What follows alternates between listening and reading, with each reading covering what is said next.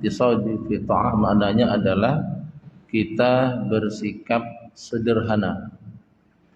Bersikap sederhana di dalam melakukan ketaatan. Tidak berlebihan, tidak meremehkan. Seimbang.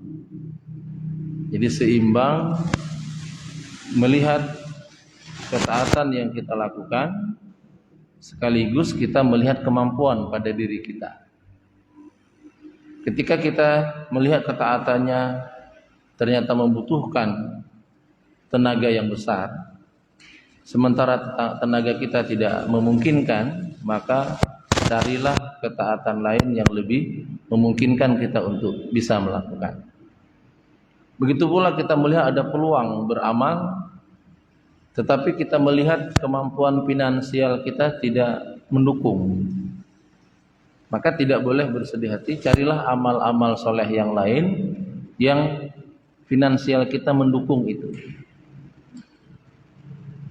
Atau misalnya kita memiliki kemampuan, secara tenaga kita mampu, secara finansial juga kita mampu, maka kita tetap harus iktisad. Jangan kita berlebih-lebihan. Kita harus melihat. Kenapa? Karena sebagaimana nanti kita akan melihat hadis-hadis Rasulullah SAW yang berkenaan dengan hal ini, akan sangat memungkinkan seseorang itu terkena penyakit yang disebut dengan penyakit futur. Ini penyakit yang bisa menimpa siapa saja. Futur itu adalah penyakit kita berhenti, hilang semangat setelah kita beramal.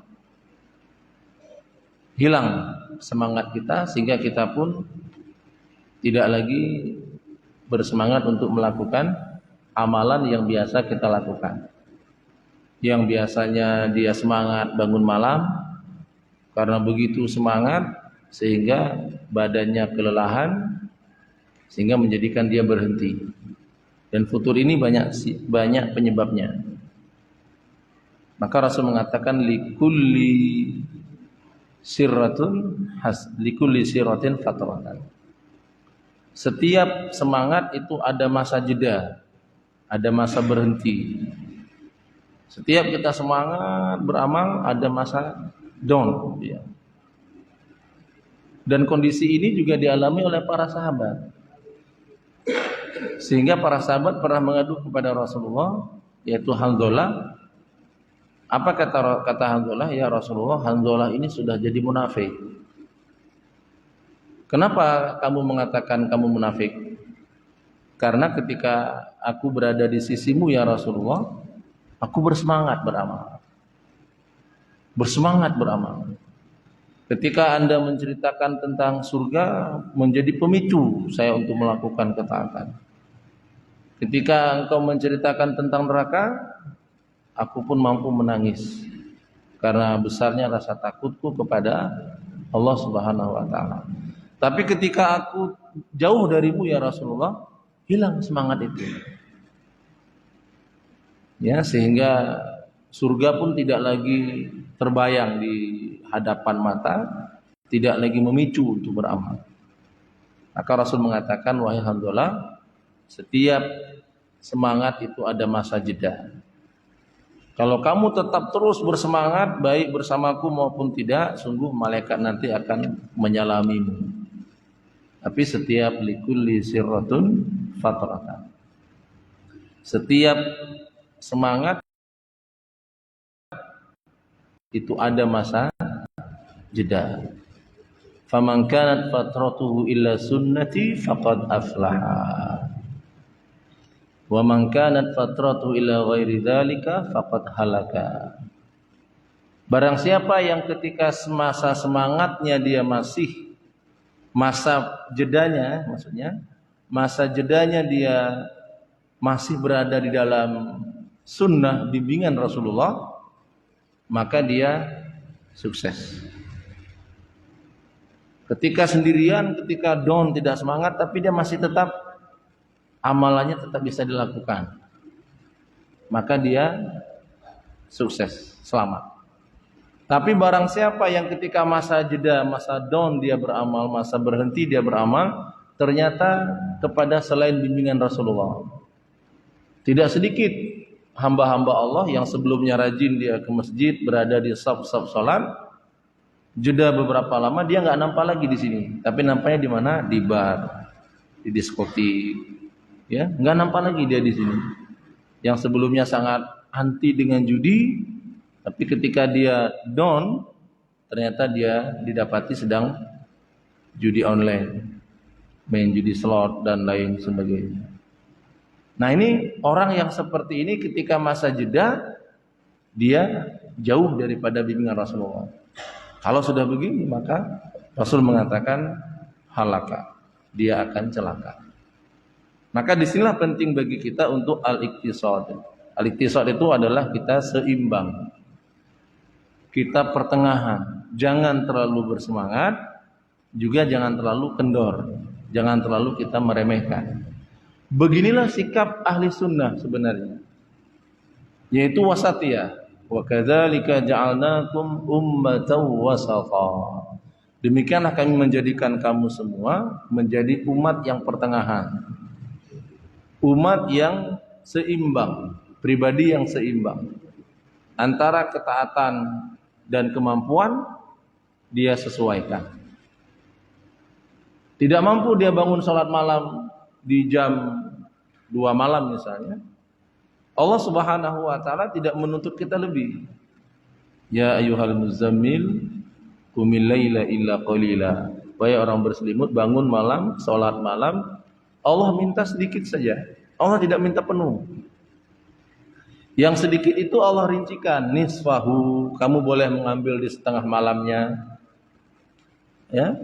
Awingkus minhu, atau kamu kurangi lagi, atau auzid alaihi qalil, atau kamu kurangi lagi sampai mungkin menjelang tiba waktu salat fajar, salat subuh. Artinya dalam ketaatan kepada Allah kita harus melihat antara ketaatan yang akan kita lakukan dengan kemampuan yang ada pada diri kita, baik kemampuan harta maupun kemampuan fisik. Baik, kita perhatikan Allah Ta'ala, sebagaimana biasa penulis kitab ini, ya Al-Imam An-Nawawi rahimahullah ta'ala, setiap bab itu beliau memulainya dengan firman Allah Subhanahu wa ta'ala.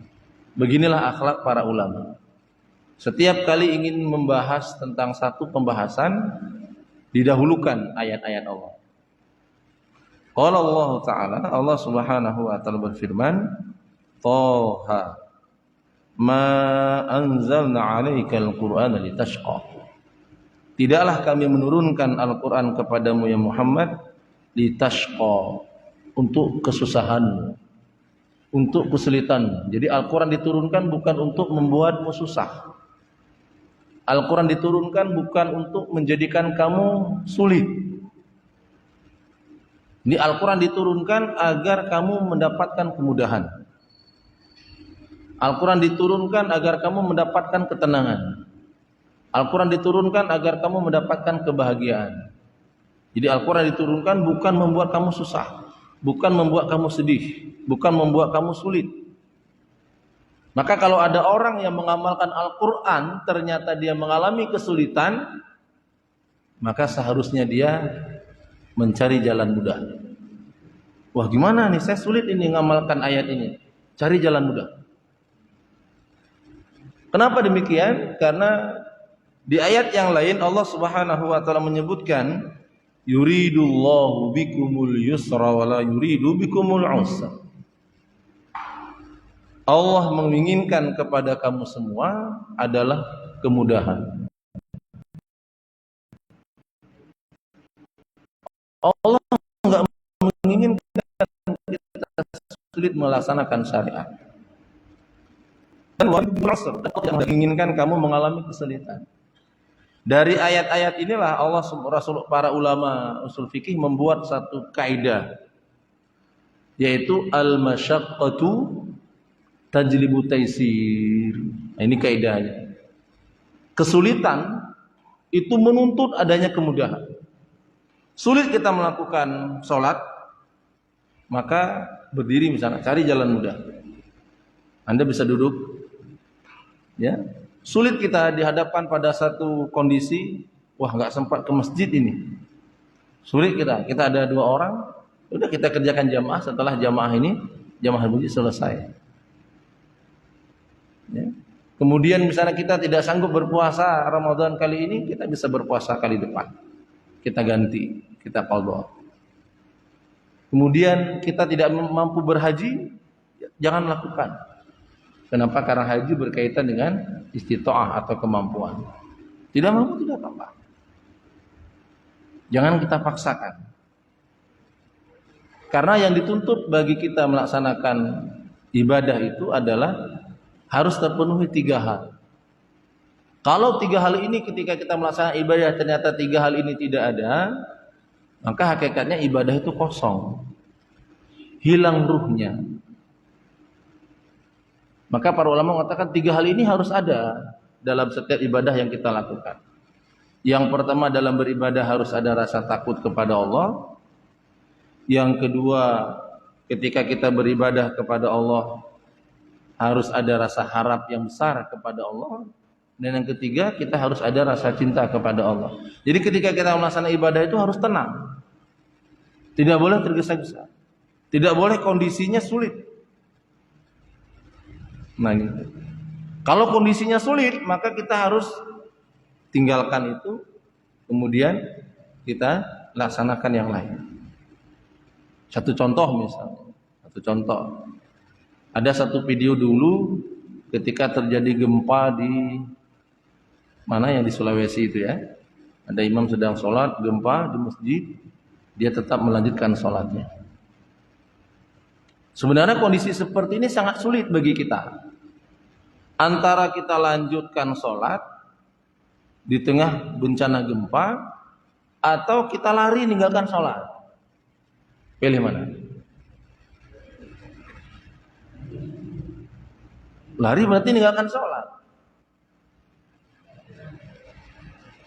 Nah, maka disinilah Bapak-Bapak sekalian rahimakumullah, para ulama termasuk Al-Imam Asy-Syatibi menjelaskan dalam kitab Al-I'tisam bahwa syariat ini ada maqasidnya, ada tujuannya, yang disebut dengan maqasidus syariah, tujuan syariat.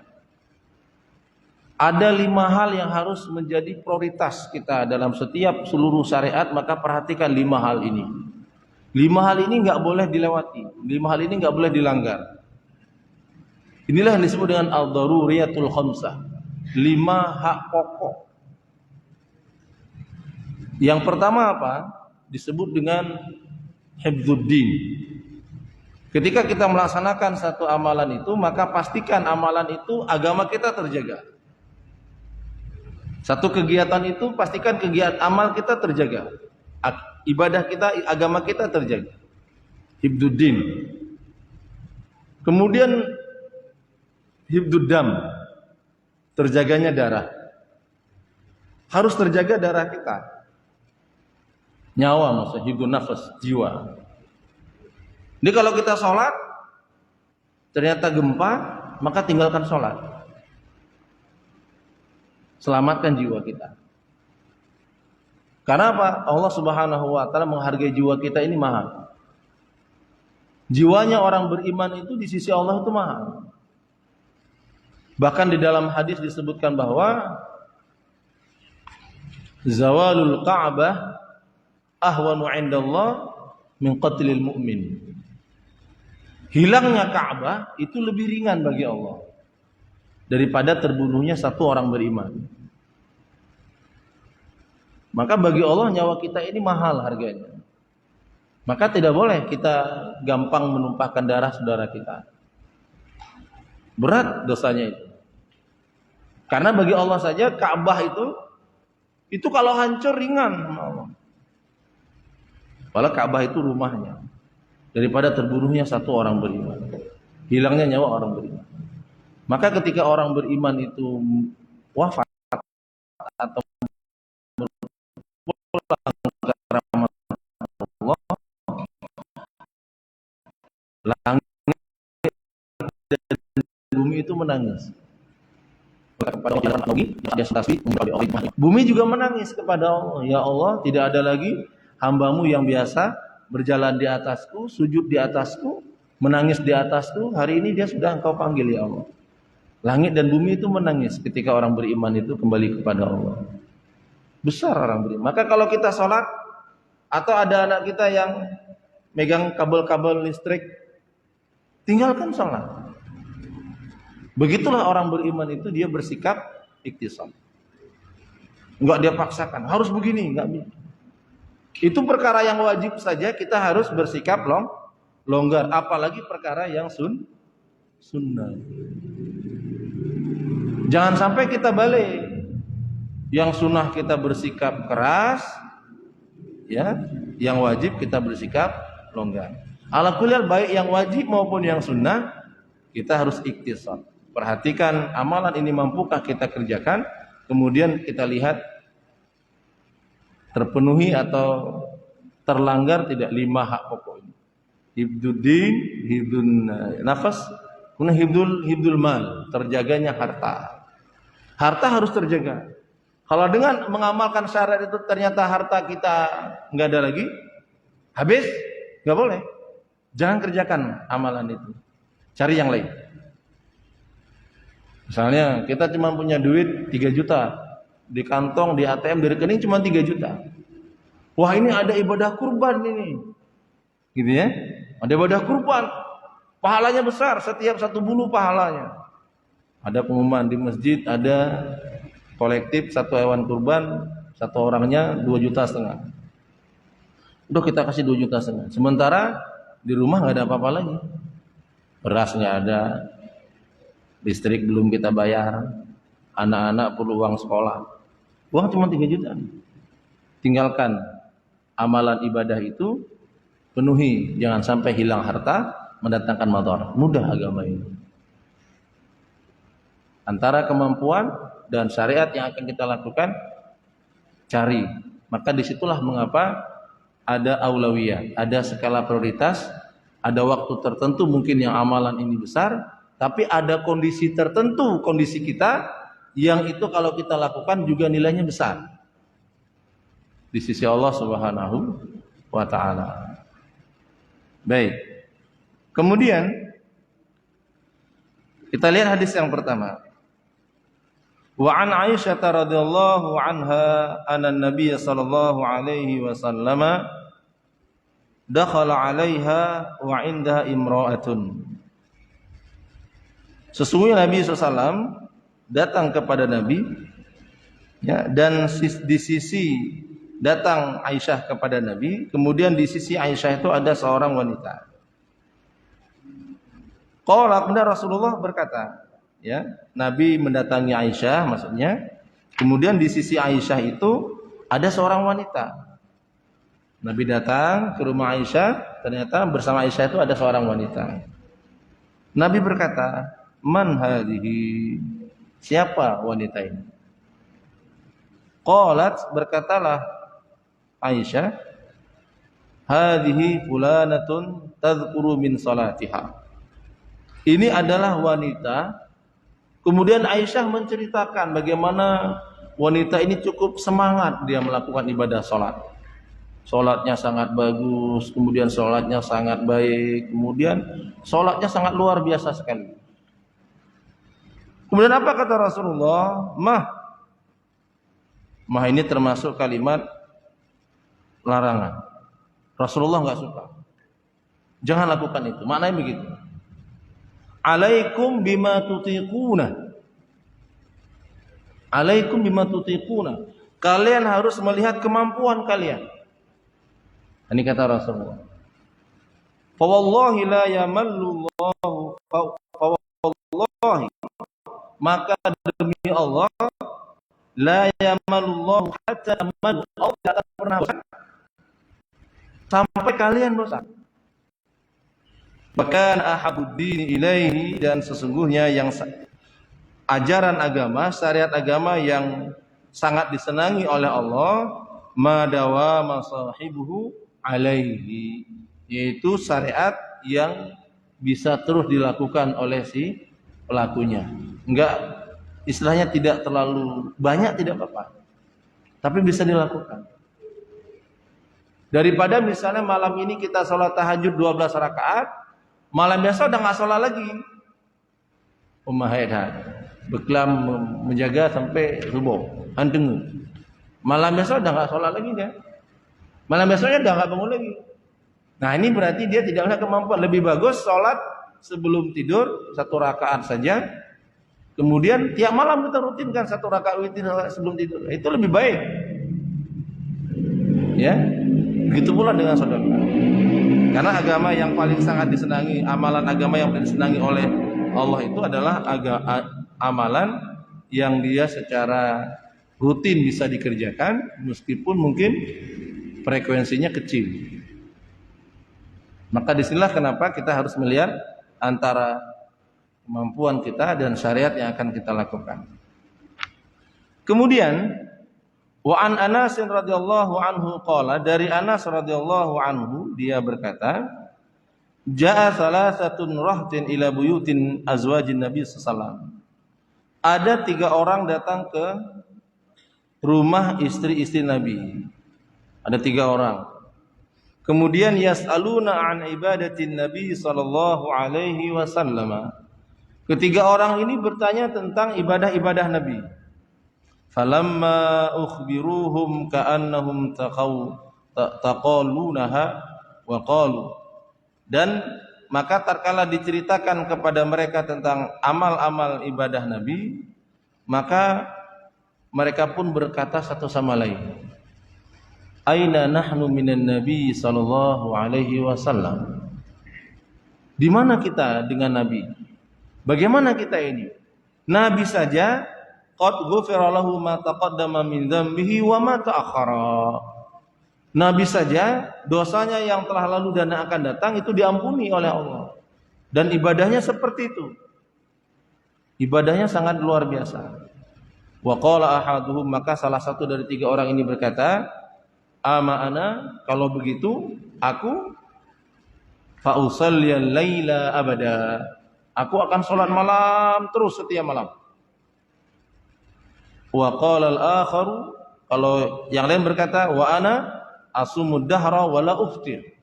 Aku akan berpuasa setiap hari, enggak pernah pray. Hari ini puasa, besok puasa, terus puasa. Puasa dahar namanya, puasa sepanjang masa. Wa qala al-akhar, yang lain berkata, wa ana a'tazilun nisa. Aku akan menjauhi perempuan. Fala atazawwaj abada, dan aku tidak akan menikah selama-lamanya. Nah, ini dia. Faja'a Rasulullah sallallahu ilaihim, maka datanglah Rasulullah kepada mereka, faqala antumul ladzina qultum kada wa kada. Kalian tadi yang mengatakan ini dan ini. Kalian tadi yang mengatakan, apakah kalian yang mengatakan bahwa tidak akan pernah tidur selama-lamanya, tidak akan pernah berbuka selama-lamanya, terus berpuasa, dan tidak akan pernah mau menikahi wanita? Apakah kalian tadi yang mengatakan ini? Maka mereka pun berkata, iya ya Rasulullah. Maka apa kata Rasulullah? Ama wallahi inni la akhsyakum lillahi wa atqakum lahu. Demi Allah, aku ini adalah orang yang paling takut kepada Allah. Di antara kalian yang paling takut kepada Allah ini aku, kata. Wa atqakum lahu, dan aku yang paling bertakwa kepada Allah dibandingkan kalian. Nah, itu kata Rasulullah. Lakinni, akan tetapi, asumu wa uftir. Aku berpuasa hari ini, besok aku berbuka. Berpuasa lagi, besok berbuka lagi. Maka Rasul mengatakan afdalu saumi saumu Daud.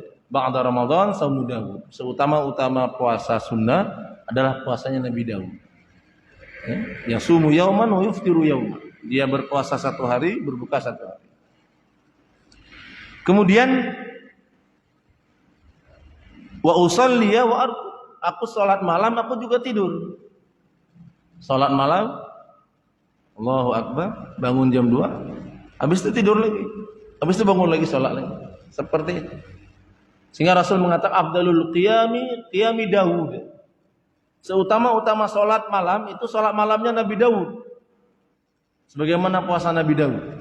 Bagaimana sholatnya Nabi Daud? Sholatnya Nabi Daud adalah Nabi Daud tidur dulu sebentar, bangun misalnya jam 10 sholat 2 rakaat, tidur lagi sebentar, bangun lagi jam 12 sholat lagi 2 rakaat, 3, habis tidur lagi sebentar. Cuma masalahnya kita kalau sudah sholat tidur biasanya lewat. Biasanya lewat ya. Takutnya kalau lewat nggak sempat sholat witir tidak apa-apa, nih takutnya lewat subuhnya. Bangun kita sholat tahajud jam 3 sampai selesai jam 4, kata Ustaz suruh tidur dulu dia. Sebagaimana Nabi Daud tidur kita, ternyata lewat jam 8 bangun. Nah, ini berarti kelewatan, offset. Nah, maka kalau sudah seperti ini maka kita harus seimbangkan. Jangan kita paksakan. Maka antara sahabat Abu Bakar dan Umar ini adalah contoh terbaik bagi kita. Abu Bakar itu orang yang paling soleh setelah Rasulullah. Di antara para sahabat, orang yang paling soleh setelah Rasulullah adalah Abu Bakar.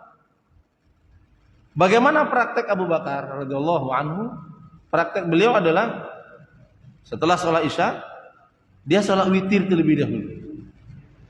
Dia mengawalkan sholat witir. Di sinilah para ulama sepakat dengan perbuatan daripada Abu Bakar, sholat witir itu boleh ditakdimkan, diawalkan waktunya. Enggak mesti harus tidur dulu. Ketika ditanya, kenapa kamu melakukan ini wahai Abu Bakar? Aku khawatir nanti malam tidak terjaga. Maka dia kerjakan di awal. Karena memang sholat witir ini sunnah muakkad hukumnya. Sunnah muakkad. Sampai Rasulullah mengatakan al-witru haq, al-witru haq, al-witru haq. 3 kali Rasul mengatakan witir itu hak. Mengatakan 3 kali. Sampai beliau mengatakan faman tarakal witra falaysa minna. Yang meninggalkan sholat witir tidak termasuk orang yang mengikuti petunjuk kami, mengikuti jalan-jalan kami. Kenapa? Karena para sahabat Rasulullah senantiasa membiasakan sholat witir meskipun satu rakaat. Sholat witir bilangan terendahnya berapa rakaat? 1. Boleh 3, boleh 5, boleh berapa yang kita sanggup. Ketika tidak sanggup lebih daripada itu, kerjakan 1 rakaat. Boleh kerjakan sebelum tidur. Abu Bakar melihat kemampuan pada dirinya, khawatir tidak terjaga di malam hari, dia kerjakan di awal waktu. Umar tidak demikian. Umar ditanya Rasulullah, kenapa kamu tidak mengikuti Abu Bakar yang sholat di awal witirnya? Ya Rasulullah, aku yakin aku bisa terjaga malam hari. Tidak apa-apa, silakan. Jadi 2 ini, yang satu Abu Bakar khawatir melihat kemampuan dirinya, kemudian Umar yakin akan kemampuannya, kerjakan. Maka Bapak sekalian rahimakumullah, dalam mentaati Allah dan mentaati Rasul, sebagaimana perintah Allah dalam surat Al-Maidah di ayat yang ke-92, Allah berfirman, wa ati'ullaha wa ati'ur rasul wahzaru. Taatilah Allah dan taatilah Rasul dan waspadalah kalian. Berhati-hatilah. Dalam beribadah harus hati-hati. Hati-hati di samping ibadah ini sesuai dengan petunjuk Rasul apa tidak. Kemudian dalam ibadah juga harus lihat. Jangan sampai hari ini kita beribadah, besok ibadah itu kita tinggalkan. Kemudian hadis berikutnya yang ketiga, wa an Ibnu Mas'udin radhiyallahu anhu, anna Nabi sallallahu alaihi wasallam qala halakal mutanatti'un. Celakalah al-mutanatti'un. Siapa al-mutanatti'un? Al-mutanatti'un maknanya ada al-muta'ammiqun al-mutasyaddiduna fi ghairi mawdi'it tasydid, yaitu orang yang berlebih-lebihan, bersikap keras, bersikap kaku dalam urusan agama. Tidak boleh. Dalam amalan-amalan agama ini kita harus mencari hal yang memudahkan kita, dan kita mudahkan orang lain. Jangan dalam beragama ini kita nakut-nakuti orang lain. Ya, tapi beribadah ini kita harus dua metode. Yang pertama targhib, yaitu memberi motivasi. Yang ketiga tarhib, yaitu memberikan peringatan. Jangan dibalik. Kenapa? Karena sifat Rasulullah itu adalah basyirau wa nadhira. Basyirau wa nadhira. Rasul itu pertama tugas Rasul adalah memberikan kabar gembira, memberikan motivasi, memberikan semangat. Awal-awal dengan semangat dulu. Semangat dulu orang sholat, semangat dulu orang bertobat, semangat dulu. Kasih semangat dulu orang itu. Baru setelah itu beri peringatan. Setelah dia mau beramal soleh, baru kita kasih peringatan. Jangan tinggalkan lagi sholat. Kalau kamu tinggal sholat nanti seperti ini. Jangan tinggalkan lagi puasa. Begitu. Jadi jangan duluan kita kasih peringatan. Roni menyahantalah teman neraka. Padahal dia belum sholat. Dari takut-takuti duluan. Jangan seperti itu. Pola dakwah. Pola dakwah kita adalah sebagaimana contoh Rasulullah itu basyirau wa nadhira. Memberi kabar gembira. Kemudian baru setelah mereka ikut serta melakukan amal-amal bertaubat, baru setelah itu kita memberikan peringatan agar mereka tetap berada di dalam ketaatan. Jam berapa waktu Isya? 5:09. Baik, ada waktu 4 menit. Kemudian hadis yang keempat. An Abi Hurairah radhiyallahu anhu anin Nabi sallallahu alaihi wasallam qala, "Inna dina yusrun." Agama ini mudah. Ya, wala yusaddadinu illa ghalabah. Dan tidak ada orang yang mempersulit-sulit agama ini melainkan dia akan terkalahkan. Fasaddidu wa qaribu wa abshiru. Bersikap luruslah kalian dan mendekatlah. Wa abshiru, dan berikanlah kabar gembira. Wasta'inu bil ghadwati wa rawhati wa syai'minad duljah. Dan mintalah kekuatan kepada Allah, yaitu dengan waktu pagi dan waktu petang, ya, wa syai'in minad duljah. Ya. Jadi di dalam hadis ini memberikan sebuah gambaran kepada kita agar kita bersikap iktisad, bersikap pertengahan. Amal itu dikerjakan sebagaimana arahannya, kemudian kita lihat bagaimana kemampuan kita mengerjakannya. Begitu pula ketika kita melihat satu penjelasan di dalam hadis Rasulullah, seolah-olah pemahamannya sulit. Secara teks dia sulit dipahami, sulit untuk diamalkan. Maka pelajari dengan benar. Pelajari dengan metodologi yang benar. Maka insya Allah kita akan mendapati, oh ternyata pemahamannya tidak seperti itu. Ternyata pemahamannya begini.